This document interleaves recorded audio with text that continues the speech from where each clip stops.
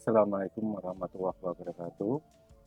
Saya anak-anakku kelas 9. Marilah kita lanjutkan materi pertemuan kita untuk bab 1, yaitu tentang sistem reproduksi pada manusia. Untuk mempelajari tentang sistem reproduksi pada manusia, maka kita harus mempelajari dulu hierarki sistem kehidupan pada manusia, di mana yang paling kecil itu namanya sel. Sel ini merupakan unit kehidupan karena sel ini mempunyai ciri-ciri makhluk hidup, misalnya melakukan metabolisme, melakukan respirasi, dan tentu juga dia akan melakukan reproduksi atau berkembang biak. Jadi sel ini nanti bisa berkembang menjadi banyak. Yang kedua, sel-sel itu akan membentuk sebuah jaringan. Jaringan yang dibentuk oleh sel-sel ini contohnya adalah jaringan kulit, jaringan otot, dan seterusnya.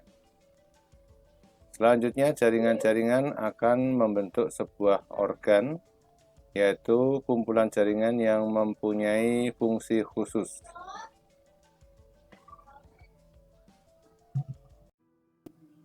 Kemudian organ-organ ini akan membentuk sebuah sistem, seperti pada contoh gambar di sebelah, di mana ada tulang, ada otot, dan sendi. Ini menjadi sebuah sistem gerak pada manusia. Jadi, sistem organ itu adalah kumpulan dari organ-organ. Dan sistem organ itu akan membentuk sebuah organisme. Jadi, untuk sel, jaringan, organ, maupun beberapa sistem organ, tentunya kalian sudah dapatkan pada pelajaran di kelas 7 dan kelas 8. Berikutnya, sel pada manusia. Dibedakan menjadi dua. Yang pertama yaitu sel tubuh. Sel tubuh itu adalah sel yang ada di seluruh tubuh. Yang kedua adalah sel kelamin.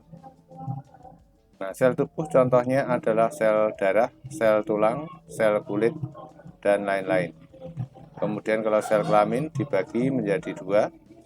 Untuk sel kelamin pria dinamakan sperma, dan sel kelamin wanita disebut dengan sel telur.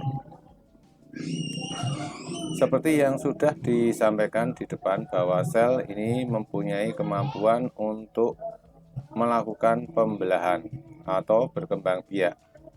Pembelahan sel ini dibagi menjadi dua. Yang pertama disebut pembelahan mitosis.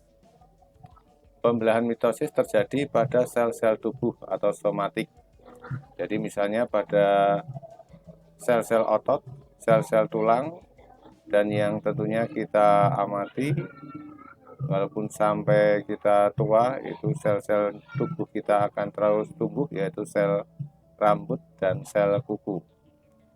Kemudian ciri yang kedua dari sel pembelahan mitosis adalah menghasilkan dua sel anak. Kemudian jumlah kromosom dari sel-sel anak itu sama dengan jumlah kromosom pada sel induk atau disebut dengan diploid. Mengenai kromosom akan kalian pelajari pada bab-bab berikutnya. Kemudian pembelahan sel yang kedua disebut dengan pembelahan sel meiosis. Pembelahan sel meiosis terjadi pada sel kelamin atau embrionik.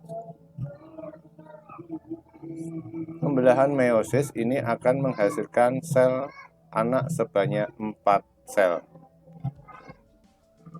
Sedangkan jumlah kromosom pada sel anak itu adalah setengah jumlah kromosom dari sel induk atau haploid. Jadi kalau pada manusia itu mempunyai 46 sel. Pada pembelahan mitosis, maka sel anaknya juga akan mempunyai 46 kromosom. Jadi kalau pada pembelahan mitosis, satu sel dengan 46 kromosom akan menghasilkan sel anak dengan jumlah kromosom juga 46. Tetapi pada pembelahan meiosis, satu sel kelamin yang jumlah kromosomnya 46, setelah melakukan pembelahan, maka dia hanya akan memiliki separuhnya atau 23 kromosom saja. Pembelahan mitosis. Tahap-tahapannya ada 4, yaitu profase, metafase, anafase, dan telofase. Untuk jelasnya, perhatikan diagram berikut ini. Jadi, sel yang akan membelah berada pada tahap profase, membran intinya akan mulai rusak menjadi bagian-bagian kecil atau fragmen. Benang-benang kromatin memadat menjadi kromosom. Jadi ini kromosomnya, ini akan memadat. Kemudian pada tahap metafase, kromosom-kromosom akan berjejer pada bagian atau bidang pembelahan. Jadi kromosom ini akan berjejer di bagian atau bidang pembelahan. Ini tahap metafase. Sedangkan pada tahap anafase, kromosom yang tadi sudah berjajar tadi akan memisah setiap pasangannya menuju ke kutub-kutub yang berlawanan. Kemudian, pada akhir anafase kedua kutub, sel yang memiliki kromosom jumlahnya akan menjadi sama. Kemudian pada bagian akhir atau telofase, membran inti akan mulai terbentuk dan mulai bergabung, kromosomnya merenggang. Maka selesai. Maka nanti cincin pembelahannya akan semakin mengecil dan akhirnya terpisah menjadi 2 buah sel anak dengan kromosom yang sama jumlahnya. Berikutnya pembelahan meiosis. Pembelahan meiosis terdiri dari 2 tahap, yaitu meiosis 1 dan meiosis 2. Pada setiap tahap akan terjadi pembelahan mitosis. Jadi, pada meiosis 1 terdapat profase 1, metafase 1, anafase 1, dan telofase 1, seperti pada pembelahan mitosis. Pada meiosis 2 juga sama. Ada profase, metafase, dan anafase dan telofase kedua. Jadi, pembelahan meiosis ini adalah pembelahan bertingkat terdiri dari 2 kali pembelahan mitosis. Kemudian fase-fase pada pembelahan mitosis ini adalah sebuah sel kelamin yang memiliki kromosom lengkap. Pada tahap profase, membran inti akan mulai rusak menjadi bagian kecil, sama ya dengan yang mitosis. Kemudian kromosom berjejer pada metafase. Kemudian pada anafase maka akan terpisah, bergerak ke kutub-kutub yang berlawanan kromosomnya. Kemudian pada telofase, kromosom homolog memisah, bergerak ke kutub-kutub yang berlawanan. Membran inti terbentuk lagi dan terjadilah 2 sel anak. Ini adalah pembelahan meiosis tahap pertama. Setelah tahap pertama selesai akan dilanjutkan pada profase tahap yang meiosis tahap yang kedua. Diawali profase yang kedua. Jadi membran inti mulai rusak menjadi bagian kecil lagi. Kemudian akan terjadi gerakan ke bidang pembelahan.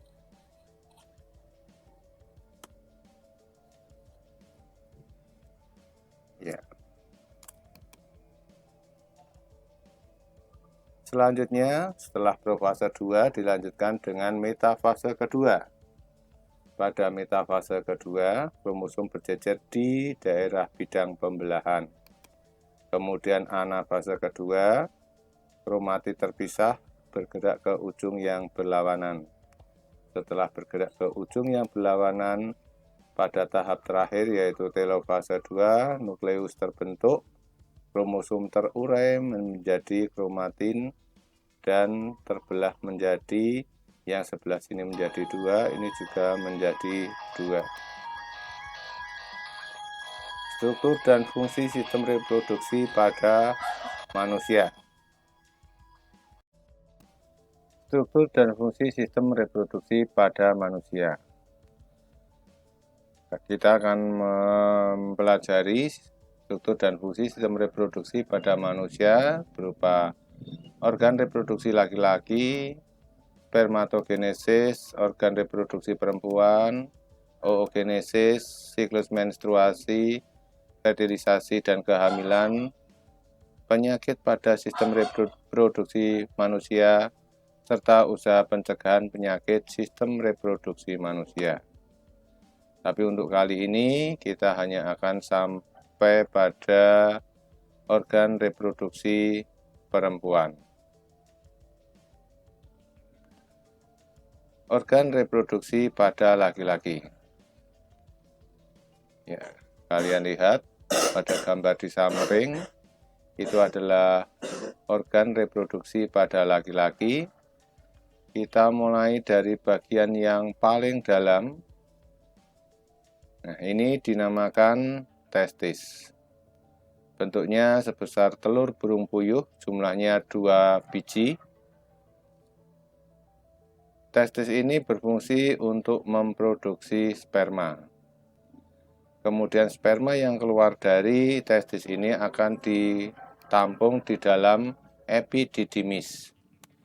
Epididymis ini berfungsi untuk mematangkan sperma. Kemudian testis dan epididymis ini dibungkus oleh kantong yang disebut dengan skrotum. Kemudian sperma yang sudah matang dari epididymis akan disalurkan melalui saluran vas deferens. Sebelum masuk ke saluran yang lain, di tengah perjalanan akan ditambahkan kelenjar dari kelenjar vesikula. Kemudian bagian ini adalah kelenjar prostat. Ini adalah tempat bertemunya antara vas deferens dengan uretra. Jadi, uretra ini berasal dari kandung kemih yang berisi urin, seperti yang telah kalian pelajari pada kelas 8 tentang sistem ekskresi. Kemudian yang dari vas deferens ini nanti akan mengalir sperma. Jadi salurannya akan menyatu di dalam kelenjar prostat ini. Kemudian setelah keluar dari kelenjar prostat, akan ada penambahan zat semen yang berasal dari kelenjar Koperi. Ini kelenjar Koperi. Kemudian saluran yang keluar dari prostat ini adalah uretra. Kemudian ini adalah penis. Keterangan lengkap dari masing-masing fungsi organ reproduksi ini dapat kalian lihat pada bagian deskripsi.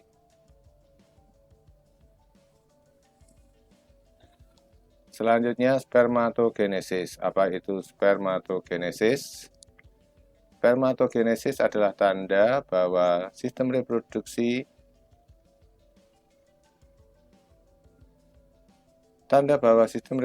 pada laki-laki telah matang adalah keluarnya air mani dari penis.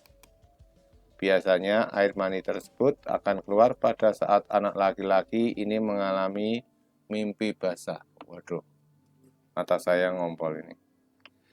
Kemudian mimpi basah pada umumnya terjadi pada saat umur 10-14 tahun atau umumnya setelah seorang anak laki-laki itu dikhitan atau sunat. Air mani merupakan campuran dari sel-sel sperma dengan getah-getah yang dikeluarkan oleh kelenjar reproduksi. Spermatogenesis atau proses terbentuknya sel sperma disebut spermatogenesis. Tempat pembentukan sperma adalah tubulus seminiferus, yaitu saluran panjang yang berkelok-kelok. Kumpulan tubulus ini membentuk struktur testis. Jadi ini adalah testisnya. Kemudian ini yang berkelok-kelok panjang inilah yang namanya tubulus seminiferus. Disinilah proses spermatogenesis atau pembentukan sel sperma dihasilkan. Nah, sel sperma yang dihasilkan di sini nanti akan disalurkan menuju ke epididymis. Ini adalah potongan melintang dari tubulus seminiferus. Ini adalah sel Sertoli atau bahan sel. Kemudian ini adalah spermatosit primer.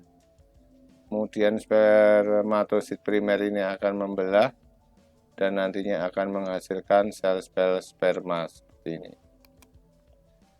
Nah, ini adalah pembelahannya. Jadi dari sel diploid atau sel geminal kemudian menjadi sel primer, mengalami meiosis 1, mengalami meiosis 2, dan jadilah 4 buah sel sperma atau spermatozoa.